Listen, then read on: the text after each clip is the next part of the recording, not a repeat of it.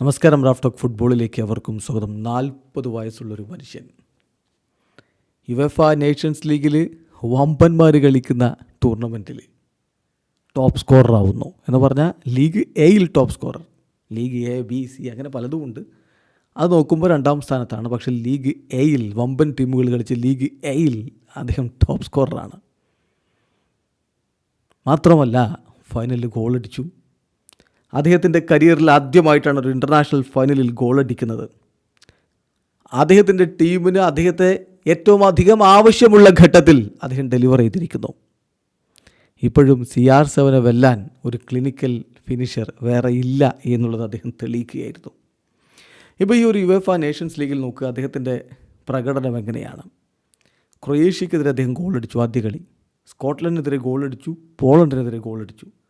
സ്കോട്ട്ലൻഡിനെതിരെയുള്ള 2ാം മത്സരത്തിൽ ഗോൾ വന്നില്ല. പക്ഷേ പോളണ്ടിനെതിരെ 2ാം മത്സരത്തിൽ ഇരട്ട ഗോളുകളും ഒരു അസിസ്റ്റുമായിരുന്നു അദ്ദേഹത്തിൻ്റെ വക. ഡെൻമാർക്കിനെതിരെ ആദ്യ കളിയിൽ ഗോളടിച്ചില്ല, 2ാം കളിയിൽ ഗോളടിച്ചു. ജർമ്മനിക്കെതിരെ സെമിയിൽ ഗോളടിച്ചു. സ്പെയിനെതിരെ ഫൈനലിൽ ഗോളടിച്ചു. കൃത്യമായിട്ട് നമുക്ക് കാണാൻ പറ്റും. 9 കളികളിൽ 7 എണ്ണത്തിലാണ് അദ്ദേഹം ഗോളടിച്ചത്. 2 എണ്ണമേ ഗോളടിക്കാത്തതുള്ളൂ.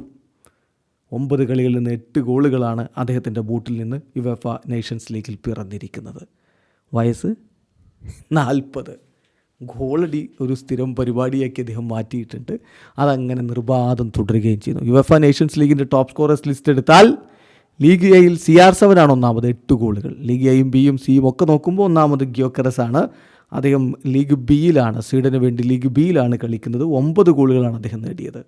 CR7 8 ഗോളുകളുമായിട്ട് അക്കാര്യത്തിൽ 2ാമതാണെങ്കിൽ ഹാലൻഡ്, ഗോളടി വീരൻ ഹാലൻഡ് 7 ഗോളുകളുമായിട്ട് 3ാം സ്ഥാനത്തേ ഉള്ളൂ.